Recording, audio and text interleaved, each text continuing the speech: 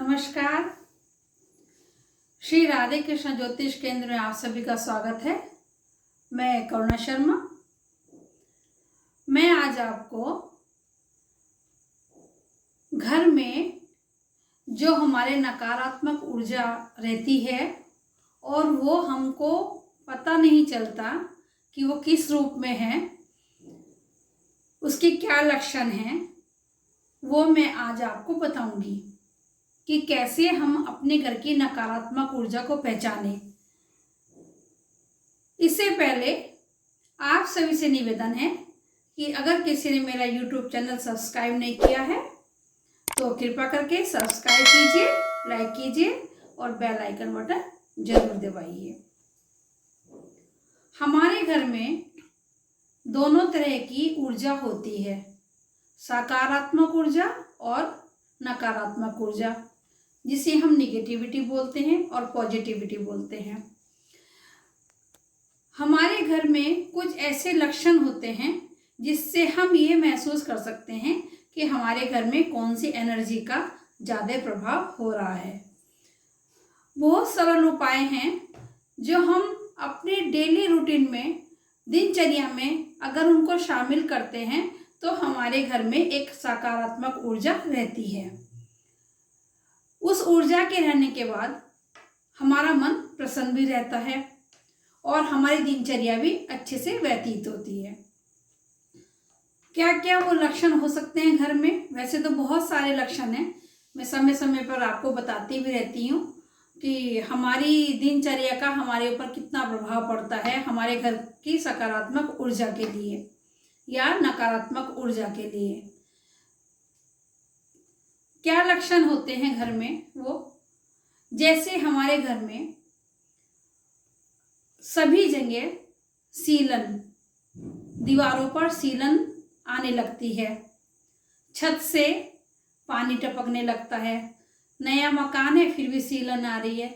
उसके पीछे हम ये सोचते हैं कि अरे ये ज़मीन ऐसी है या ये हमारा जो एरिया है सभी के घरों में आ रही है इसलिए ऐसा हो रहा है, लेकिन ऐसा नहीं है।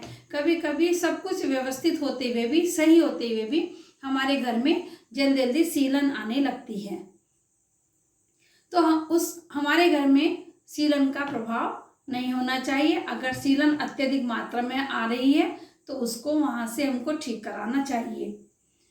हमारे घर में कांटेदार वृक्ष नहीं होने चाहिए, मतलब बहुत बड़ा कांटेदार वृक्ष ना हो, ऐसे पौधे होना चाहिए जो हमको एकदम उनकी वाइब्रेशन हमको खींचे।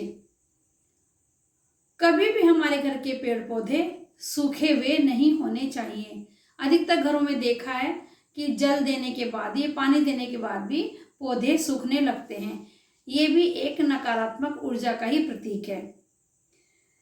अगर हमारे घर में बहुत दिनों से पुरानी ऊन वगैरह रखी है, वैसे तो अभी आजकल तो कोई बुनता नहीं है, लेकिन बहुत जिनके मतलब बुनने का शौक है और स्वेटर वगैरह और ऊन रखी है, हम इस्तेमाल भी नहीं कर रहे हैं और विशेष रूप से वो उलझी भी रखी है, तो हमको उसको गोले बनाकर अलग से रखने चाहिए या उस ऊन का इस्तेमाल करके उसको ख़त्म कर देनी चाहिए या उसको किसी को दे देनी चाहिए। उलझे हुए मतलब ऊन वाला वो पुरानी ऊन जितनी भी पुरानी होती है वो घर में नहीं रखनी चाहिए। इन सब छोटी छोटी चीज़ों का प्रभाव पड़ता है।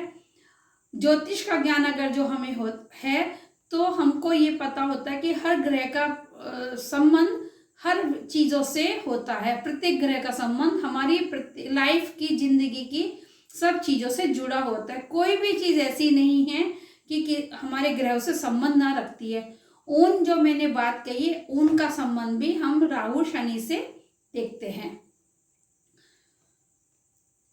अगर पुरानी सिलाइयाँ जो इस्तेमाल में नहीं हो रही है, नोक उनकी खराब हो गई है, वो भी हमको नहीं रखनी चाहिए। उत्तर दिशा में हमको पानी रखना चाहिए, इससे सकारात्मक ऊर्जा पूरे घर में रहती है। कहीं भी उत्तर दिशा हमारी जैसे है किसी भी स्थान पे हम किसी पॉट में रखकर विशेष रूप से मिट्टी के घड़े में अगर जो हम पानी रखते हैं तो उसका अच्छा प्रभाव होता है। मिट्टी मंगल है और पानी चंद्रमा है, सब चीज़ों का कनेक्शन है। तो चंद्र मंगल का प्रयोग ऐसे हम मिट्टी के घड़े में करते हैं।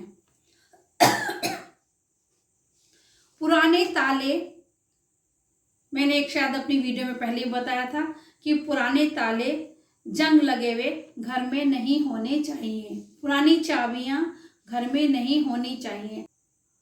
अगर हमारे किसी ताले की चाबी नहीं है या चाबी का ताला नहीं है तो ऐसे ताले चाबी को हमको घर में नहीं रखना चाहिए। ताला चाबी भी हमारा शनि केतु से प्रभावित होता है।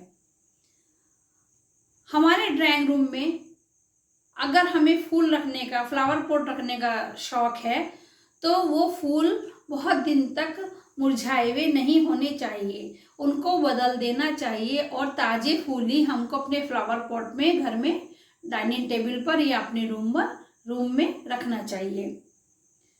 पुराने बिजली के तार, पुरानी लाइट या पुराने बल्ब जो फ्यूज पड़े हैं उनको भी अपने घर से हटा देना चाहिए। इससे भी नकारात्मक ऊर्जा, निगेटिविटी एनर्जी हमारे घर में प्रवेश करती है।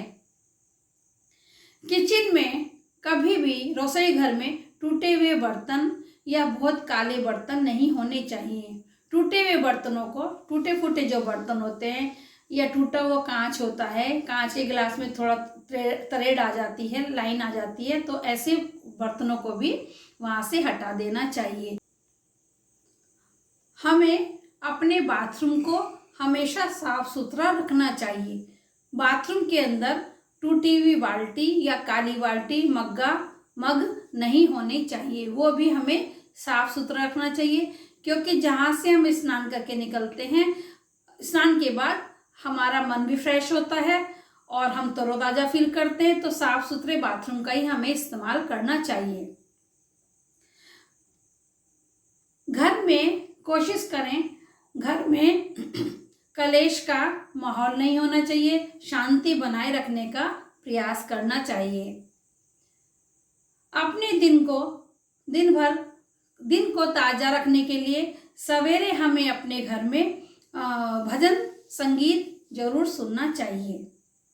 अगर हम इन सब छोटी छोटी बातों का अपनी दिनचर्या में ध्यान रखते हैं और उनको बना कर रखते हैं तो इससे हमारे घर की नकारात्मक ऊर्जा दूर होती है और इसका बहुत ज़्यादा प्रभाव पड़ता है। ऐसा नहीं है कि हम ये कह दें कि ऐसा करते हैं फिर भी हमारे घर में ऐसा नहीं है, ऐसा हो रहा है। लेकिन हमको एक प्रयास तो करना ही है अपनी व्यवस्थित लाइफ को जीने के लिए। जैसा कि सब बताते हैं कैसे रहना है, नेगेटिव ऊर्जा, सकारात्मक ऊर्जा को कैसे दूर करना है।